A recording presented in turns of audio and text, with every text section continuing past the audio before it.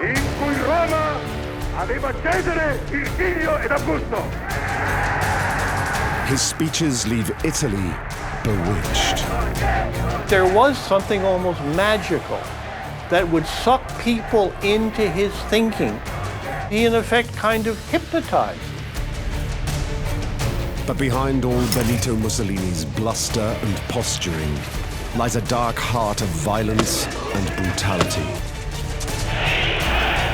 Adolf Hitler looks at Mussolini as someone who is providing a blueprint as to how to destroy the old order. This is the story of Il Duce, the boss, and how his love of Italy inspires an epic rise to power. But whose devotion to inflicting fear ultimately brings his country to its knees.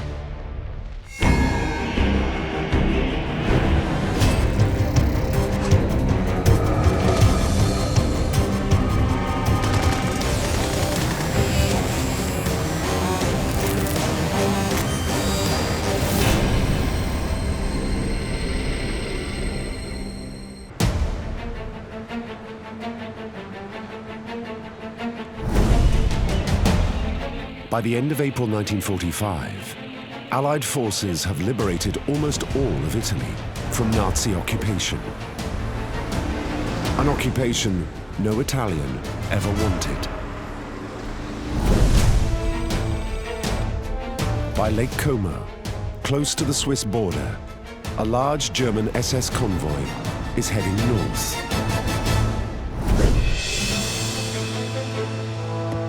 When a small patrol of Italian partisans stop them at a makeshift roadblock. The Nazis in the lead jeep demand to be let through. Orders from Hitler! But just as they're about to let the Germans pass, one of the men notices something strange. At the back of the vehicle, a man in Nazi uniform is trying not to be noticed. On closer inspection, they realize who it is.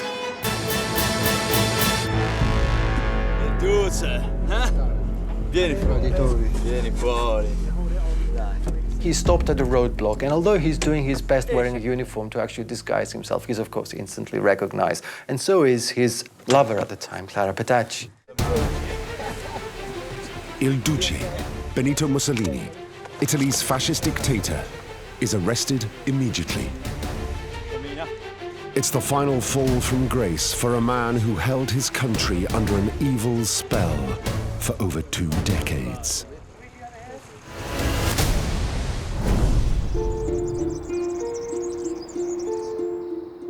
Mussolini's evolution begins in 1883 in the village of Predappio in the Romagna region of northeastern Italy, where he is born into a family fallen on hard times. The grandfather had to sell the family land, and I think somewhere in Mussolini's soul was the desire to reclaim family success.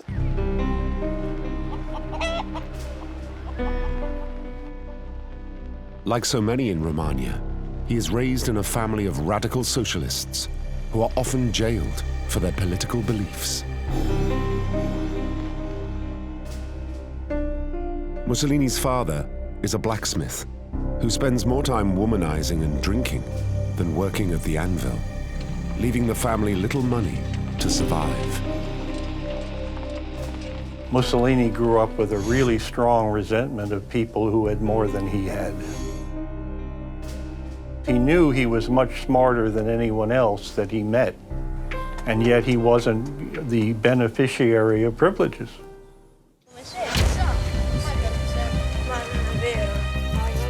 Fueled by his family's sense of injustice, young Benito is arrogant, volatile, and a bully.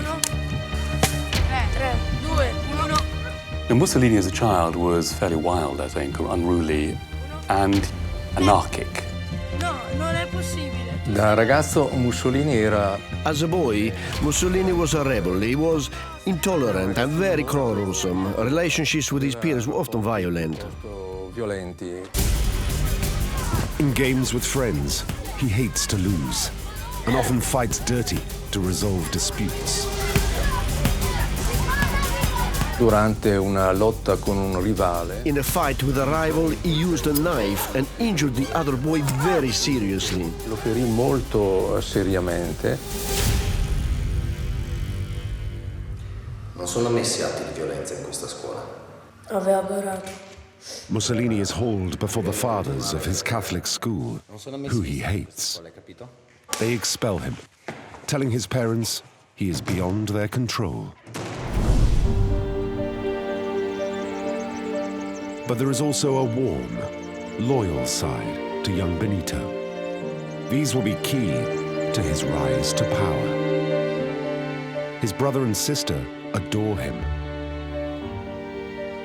He is a dreamer who recites poetry and literature. Mussolini was a great stage director of his own life. He had a lot of charisma and charm. Popolo d'Italia, From a young risvegliatevi. age, Sono un he lavoratore rehearses come voi. making speeches. Sono Benito Mussolini, seguitemi. He practiced early on, sort of posing, and came to believe, I think, in his own theatrical image. By the age of 18, the future dictator of Italy is a flamboyant, attractive young man, and like his father, a passionate socialist. Women are drawn to him like a magnet. But his volatile side keeps erupting. E quindi impazziva per He le was donne. crazy for women. He had a highly sexual personality, so any woman, young or old, to him was just an object to be preyed upon. Diventasse per lui un oggetto di preda. Throughout his life, Mussolini beds hundreds of women, often violently. Mussolini, I think, tended to engage in the sort of sex that is best described as nasty, brutish and short. Rather than be ashamed of beating and raping women, in later writings, he boasts about it. Mussolini era He was an egotist. As a result, some of his behavior was strange.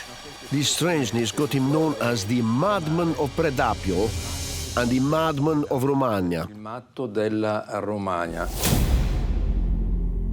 In 1903, he avoids national service by escaping to Switzerland, where he's arrested for advocating a violent revolution. His mother dies shortly afterwards, and he goes completely off the rails. E poi il più grande amore della sua The vita. greatest love of his life was his mother, in true Italian style. She died when he was only 22, and for him, this was an extremely dark day, which he would remember for the rest of his life. Tutta la vita. When his father remarries, Mussolini takes an unhealthy interest in his new stepsister, 16-year-old Rachele. His father fears Benito will bring shame to the family by starting a relationship, some might think incestuous. However, he will have her, no matter what.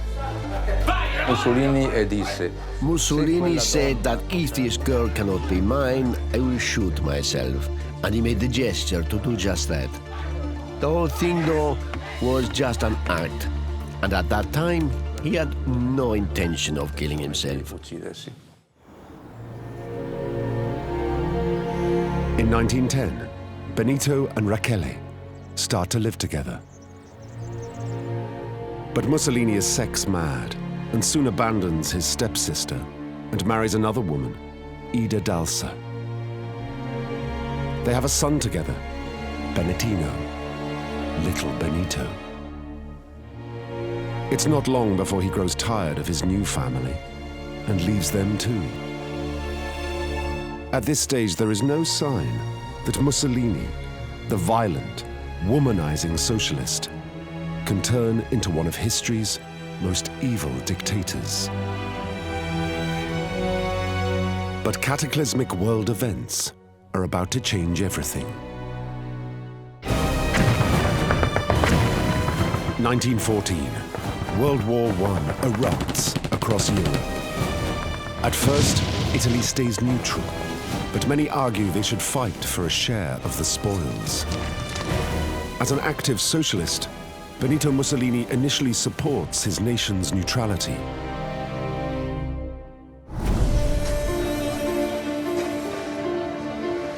By now, he has moved to Milan and found a flair for journalism, stoked by his childhood love of literature.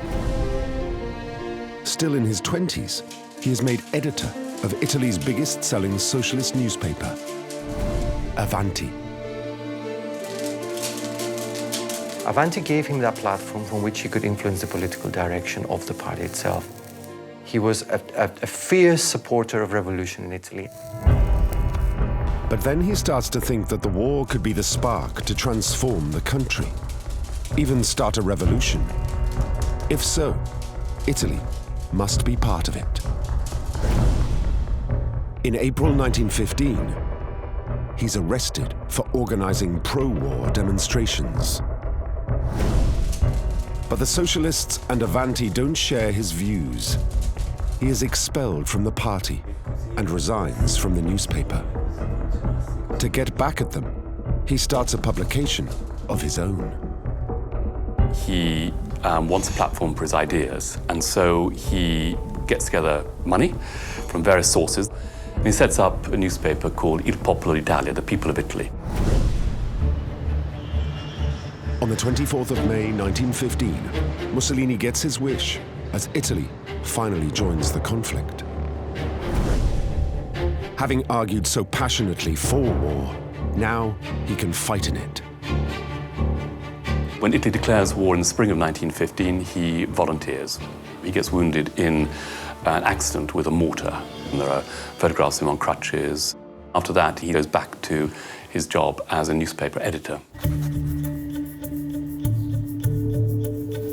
While recovering, he writes editorials on his sickbed, and an idea starts to take form. He began thinking that perhaps the route to a revolution in Italy might be to organize the veterans of the war after they came home. Mussolini referred to them as the aristocracy of the trenches.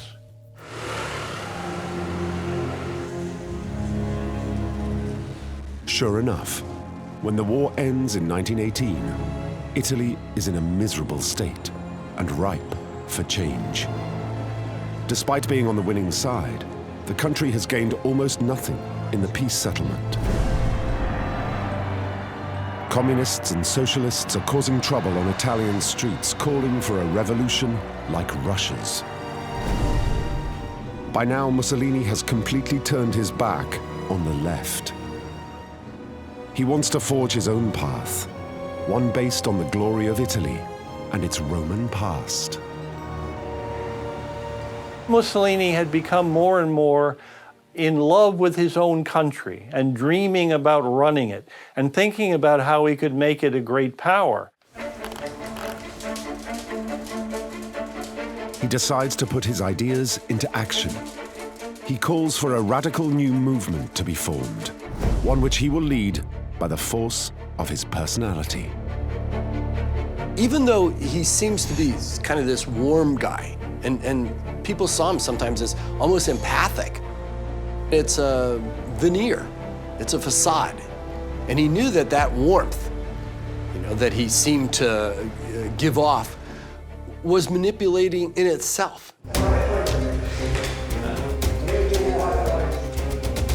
Mussolini appeals to disillusioned war veterans who share both his anger with the old liberal parliamentary system and his fear of a communist takeover. They believe that extreme nationalism and a one-party state are what will make Italy great again. And they adopt the Roman axe, the fascio, as their symbol.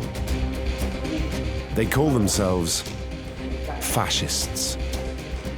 Many of them wear the black shirt of the Arditi, Italy's fearsome commando unit in the war. The fascist black shirts, the street fighters, believed that political debates, voting, all of the trappings of democracy were either foolish or weak or a fraud.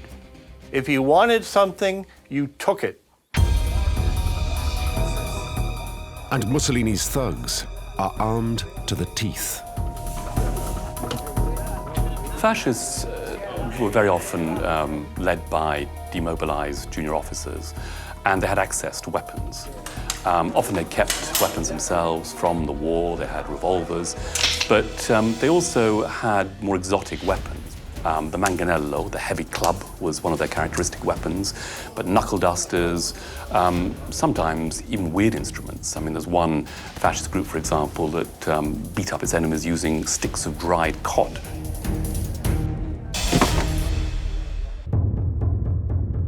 Mussolini becomes their leader, and they call him Il Duce, the boss. He organizes his fascists into fighting units, instructing them to beat and humiliate his opponents.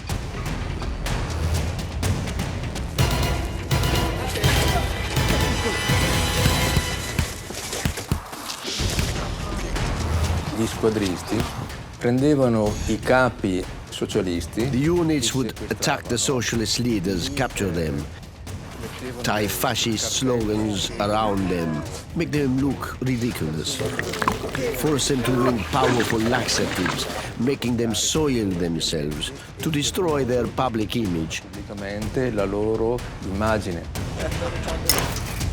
E I fascisti And the fascists mocked them and took pictures, which then appeared in the newspapers. Mussolini's fascist movement takes off, going from 20,000 to almost 200,000 members in just a few months. While his thugs battle communists in the streets, Mussolini tries to broaden his power base. The fascist movement becomes the Fascist Party, and in 1921, he is elected to parliament. Campaigning reveals his supreme skill. Throughout his career, with one masterful speech, the Duce can turn crowds into screaming, adoring hordes. In cui Roma aveva Cesare, il figlio ed Augusto. He had the ability to move people, to control their emotions, to get them to listen to him, that he was eloquent and he was persuasive.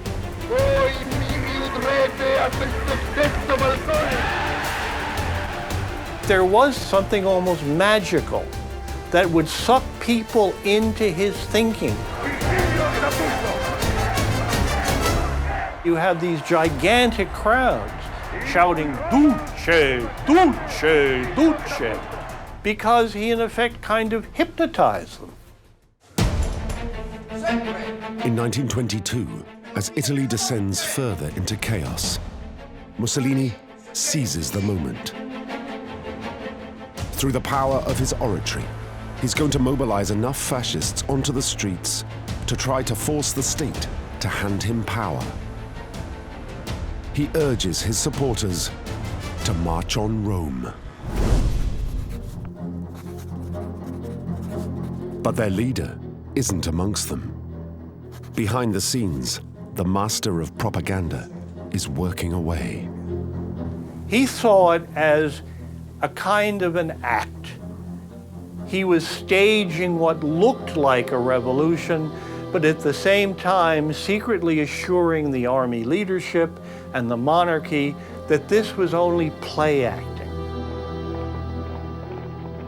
Mussolini later claims hundreds of thousands join the march. In reality, only 16,000 bedraggled, mainly unarmed marchers show up. The police and army turn a blind eye. It was an untypically wet October. They drowned whilst waiting. They didn't know what to do. No orders were coming. Mussolini was nowhere to be seen. He's actually in Milan. He's really sitting beside the telephone, waiting for other politicians to ring him up and say, "Psst, you want to be minister of this, or would you like to be perhaps prime minister?" Terrified of a revolution, Italy's head of state, King Victor Emmanuel III, calls on Mussolini to lead a new coalition government. Through his ability to stir up the mob, the boss has bluffed and bullied his way to power. It's the beginning of Italy's descent into hell.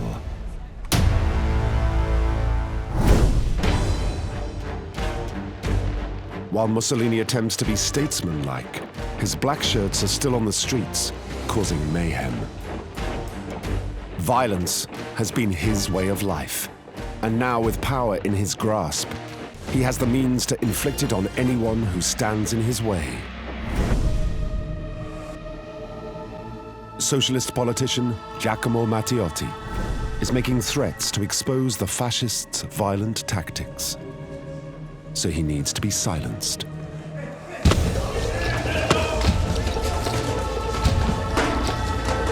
A unit of black shirts assaults Matteotti, who suffers a heart attack and is buried in a shallow grave just outside Rome. When he realized that his own personal bodyguards had murdered this socialist member of parliament, he tried to cover it up. When Matteotti's body is recovered, Mussolini denies any involvement, and the murder does its job. Political opponents are terrorized into silence. With Italy cowed into submission, he can fulfill his dream of a second Roman Empire, spanning the globe, with himself as the new emperor. Just like somebody else, a few hundred miles away. He receives a request asking for a signed photograph from an admirer in Germany. Mussolini refuses. He doesn't consider the letter writer important. That will soon change, because the letter is from the man who will devastate both his life and that of his country. Adolf Hitler.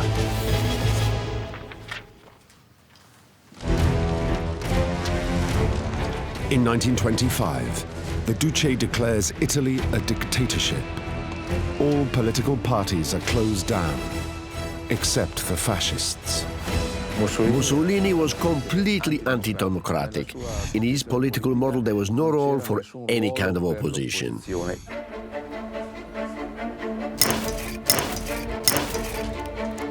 With Italy under his complete command, Mussolini can indulge his greatest passion: showmanship.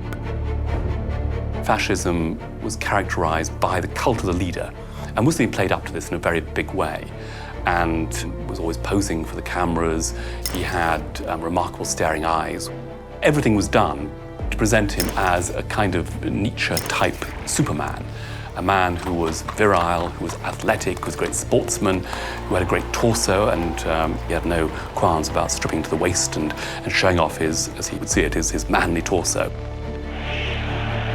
It really is impossible to imagine Adolf Hitler taking off his shirt and exhibiting himself, whereas Mussolini does get photographed bringing in the harvest. He's a mass-age politician. Mussolini becomes a role model for every would-be dictator of the 20th century and beyond.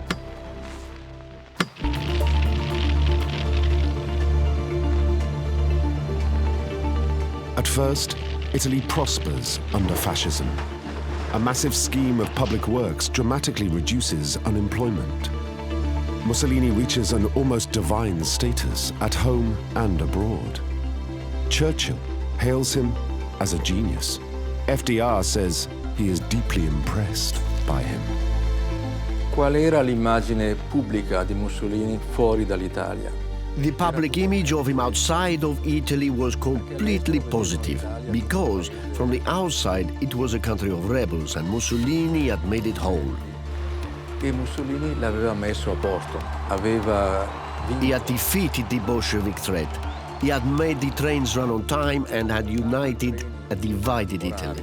aveva messo l'Italia in divisa. But controlling his own country isn't enough for the Duce.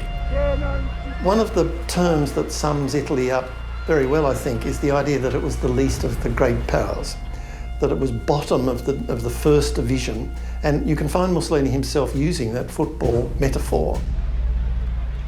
He is particularly jealous of the great colonial empires of Britain and France. Mussolini aveva l'ambizione di Mussolini had the ambition to restore the Roman Empire. He wanted to send his fascist legions to where the Roman legions had gone before, including into Libya and North Africa. del Nord. Italy had controlled Libya since 1911.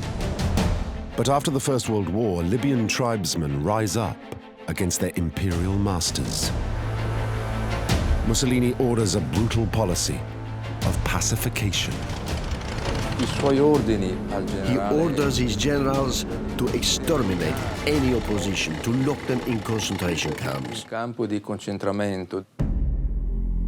The Italian policy in Libya was a story of utter brutality, up there with the worst moments of European colonialism.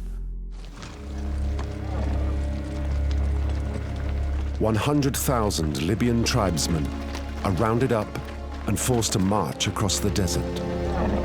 Most die on the journey. The majority are women, children, and the elderly. And for political leaders, there's an even worse punishment. There was a saying among the Libyan Arabs, he went to Rome. But he never got to Rome. He was thrown out of the plane a couple of miles outside of the village. They eradicated these people and took the leader, Omar el-Mukhtar, and hanged him in front of 20,000 Libyans. In total, around half of Libya's population are wiped out by Mussolini's crazed delusions of a new Roman Empire. But the rest of the world pays little attention to what's happening in North Africa.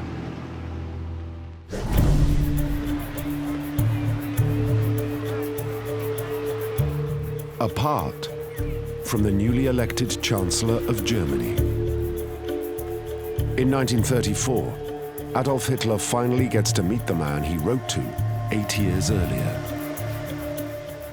Mussolini remains unimpressed and describes him as a silly little clown. Adolf Hitler looks at Mussolini as someone who is providing a blueprint as to how to destroy the old order.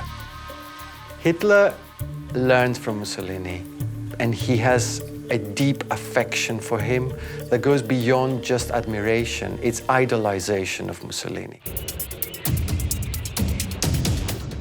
At first, it's Hitler who apes his great hero, copying the fascist salute and many of the Duce's ideas. Mussolini relishes his superiority at the beginning of their relationship. He thinks he can bully Hitler, too.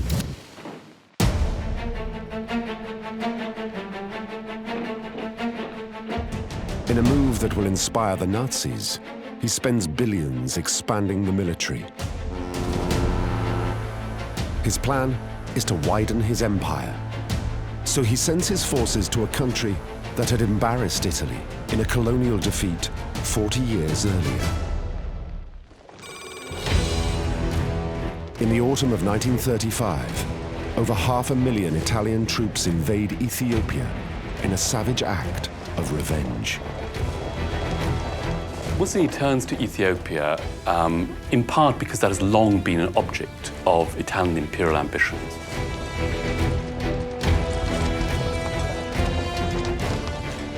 It is the largest colonial army ever put into the field, and the war becomes one of the 20th century's most one-sided conflicts.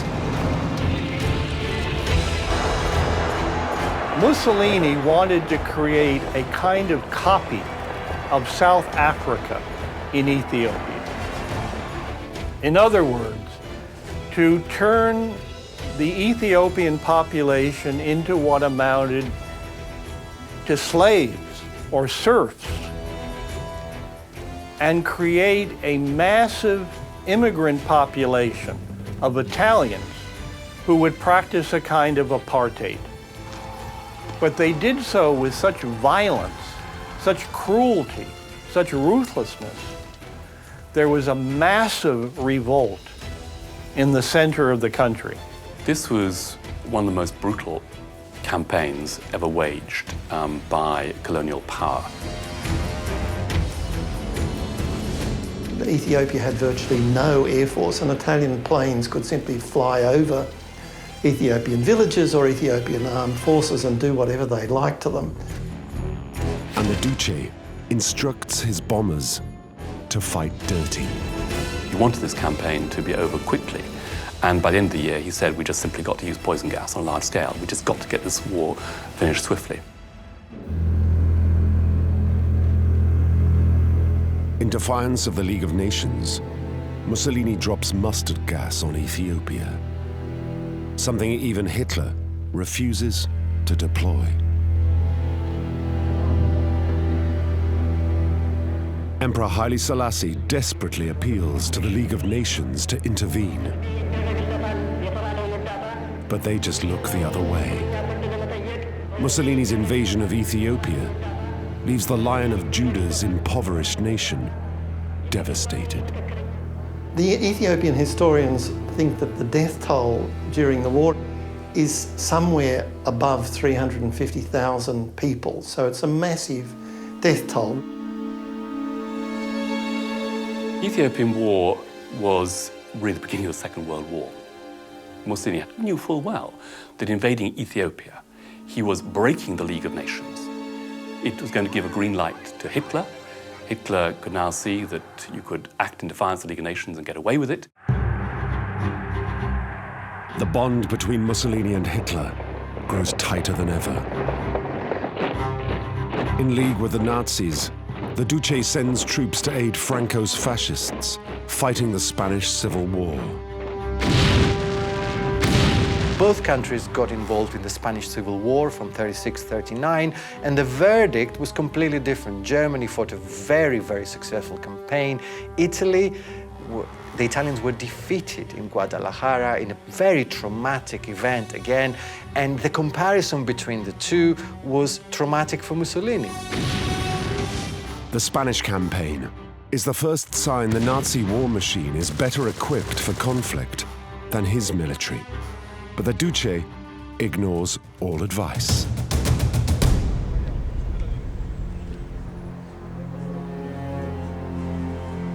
However, Mussolini's philandering has come back to haunt him. The first wife he abandoned, Ida Dalsa, and their son, little Benito, have been causing him problems. Mussolini subsequently married Rachele, his stepsister, but Ida keeps surfacing, tarnishing his image. She wanted him all for herself, and so caused several scenes with Rachele Mussolini. The Duce found the situation intolerable, as it risked putting him in a bad light. The fascist dictator's ruthless side reveals itself again, as he declares Ida to be mad and has her locked up. He decided that this woman should be completely removed from view and had her put in a psychiatric hospital. In 1937, Ida Dalsa is allegedly beaten and dies of a brain hemorrhage in the asylum. A few years later, he orders his own son, little Benito, to be murdered by lethal injection. He is just 26.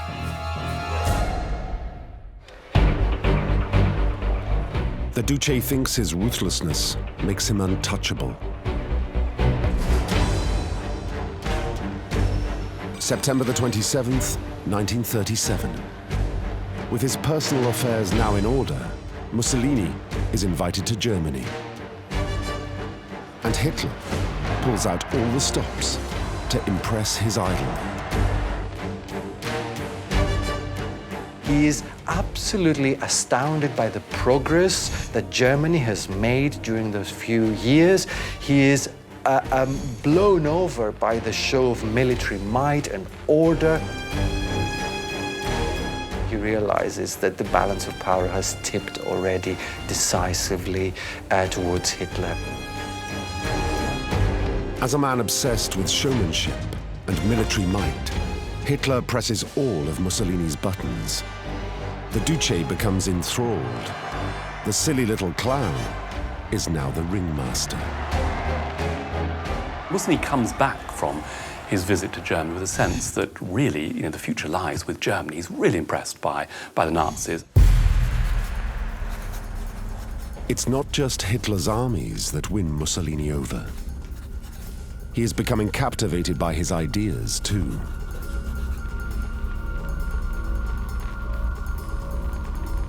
He sees the persecution of Jews in Germany as a model for the introduction of his own anti-Jewish laws.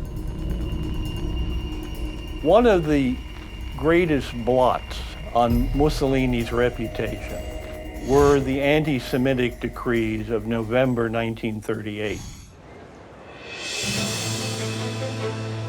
Until the 1930s, Jews and Catholics had lived relatively peaceably, side by side in Italy. But now, just like Germany, Jews are stripped of citizenship and barred from holding official jobs. Marriage between Italians and Jews is declared illegal. Italian racism is defined from 1938 onwards as increasingly in terms of Italy being defined in spiritual terms as a racial community. At the root of Italian spiritual identity is Catholicism, and therefore the Jews cannot be part of the Italian spiritual community. Mussolini certainly plays a major role in the introduction of the anti-Semitic legislation and then in its continued expansion.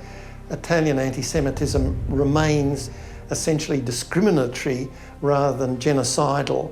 The Italians aren't then, until then, imagining that they're going to kill their Jews. They're imagining that they're going to separate them from the rest of the population. Fascist and Nazi ideology converge. A military alliance, the Pact of Steel, is signed between Italy and Germany. With it, Mussolini's and his people's fate are sealed.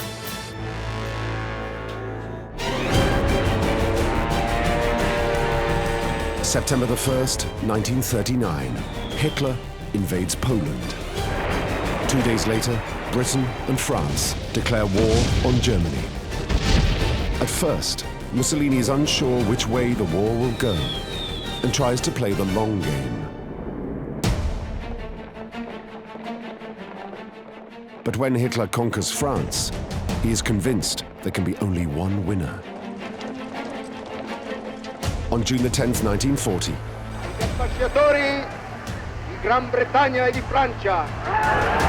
he throws in his lot with the Nazis.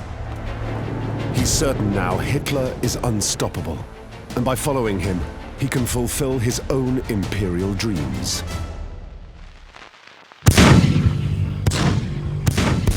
He couldn't be more wrong. He's been sucked into a conflict Italy cannot fight. Italy is decidedly unprepared for a modern world war. Its economy remains the weakest of the competing great powers. All the advice that Mussolini gets in the spring anyway of 1940 is be careful, look, we really can't do this. As Hitler's armies rampage through northern Europe, against all his generals' advice, Mussolini instructs his forces to begin their own separate invasions. Without telling Hitler, he decides to go for the Balkans in a big way, and plans are drawn up for invasion of Greece, which it is assumed will be over fairly quickly.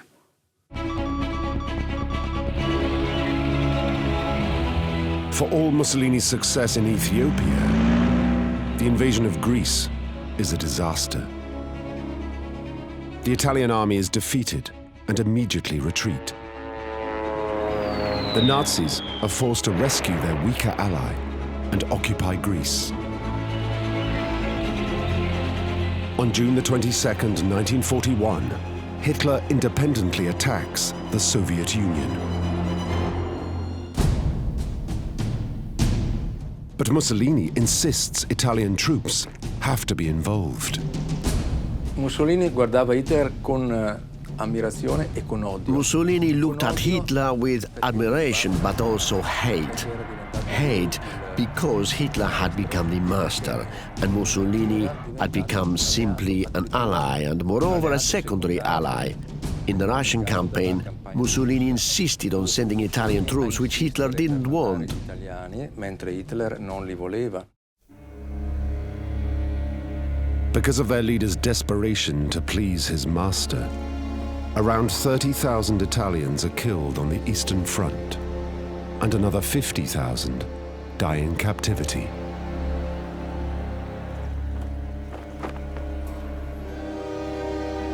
In 1942, news filters through of further defeats to the British in North Africa. The war is becoming a humiliation for Italy. Mussolini's unstable personality emerges again, with violent mood swings and erratic behavior. When Mussolini had aligned himself with Hitler, he developed this kind of manic, depressive kind of behavior, going from one extreme to another. He takes refuge in his arrogance and self-obsession. He believes that he can do no wrong. He's a great believer in his own intuition. He says to his son-in-law at one stage, "I am the most intelligent animal that's ever existed." But his bluster seems absurd, given the tragedy about to engulf his people.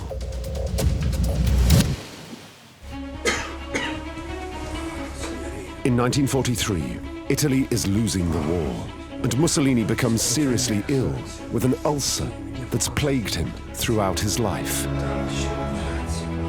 His grip on the country is loosening, and the writing is on the wall for his regime.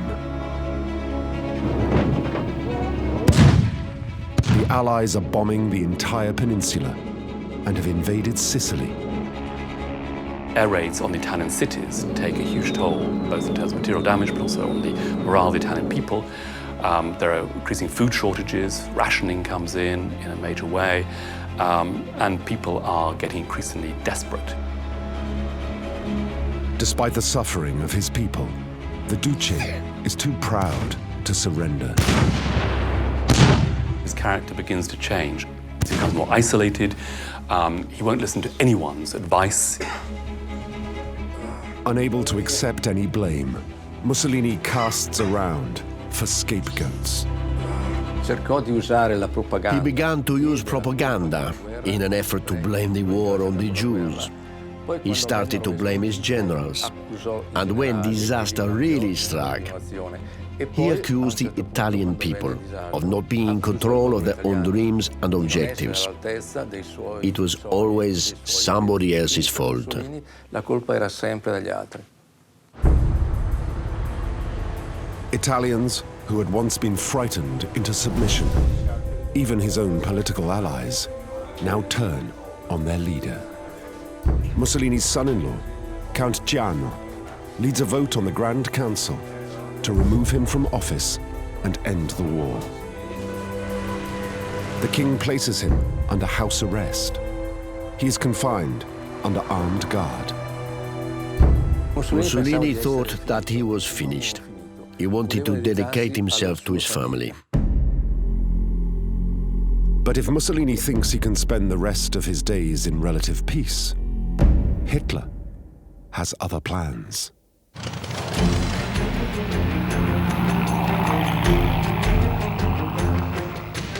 In one of the most daring rescues of the war, he dispatches gliders to where Mussolini is being held in the mountains.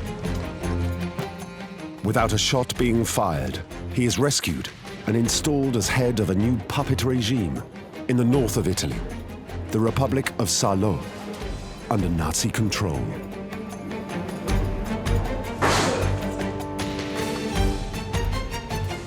The reversal of roles is now complete. Mussolini, the once powerful leader who wrote the book on leading by intimidation, is now utterly subservient to Hitler. He now served merely as a puppet, in a way just repeating the words Hitler had already written. And Hitler places conditions on Mussolini's return. He tells him he must send what Jews remain in Italy to Auschwitz. 6,000 are sent to the gas chambers, making his regime complicit in the worst crime in history.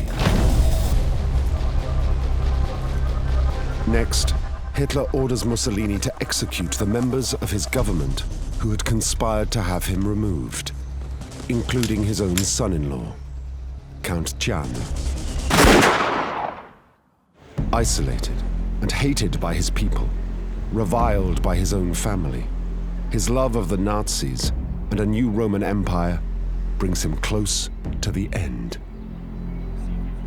Mussolini confessed to being finished, to being a walking corpse. The Italian population cursed the war and cursed Mussolini.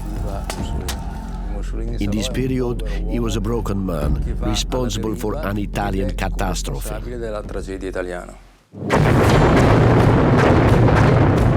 Even worse, it's all been for nothing. Little by little, the Nazis are driven out of Italy. The Duce tries to escape with one of his many mistresses, Claretta Petacci, but the game is up. Orders come through that Mussolini should be executed before the Allies get their hands on him, that it should be the Italian people who make judgment over him.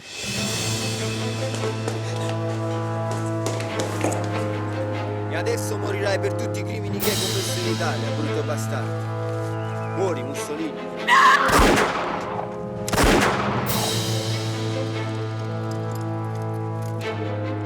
Mussolini and Claretta Petacci's bodies are driven to the Piazzale Loreto in Milan. There, the Italian people, shattered by a war only their leader wanted, display their feelings. Mussolini's corpse was battered, spat upon. His head was kicked in, and the bodies were tied around the ankles and then hoisted up so that the corpses hung upside down.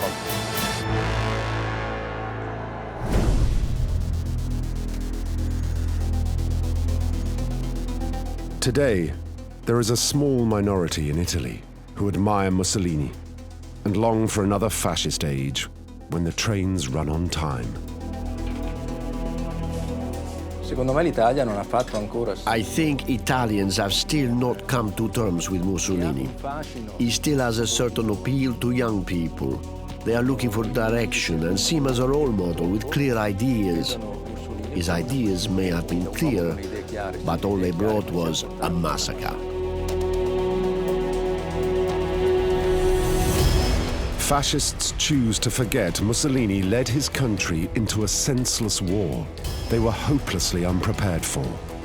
They forget he had become Hitler's lapdog. They forget he was personally responsible for the deaths of around 1 million people in Italy and Africa, and participated in the Holocaust. A high price to pay for trains that run on time.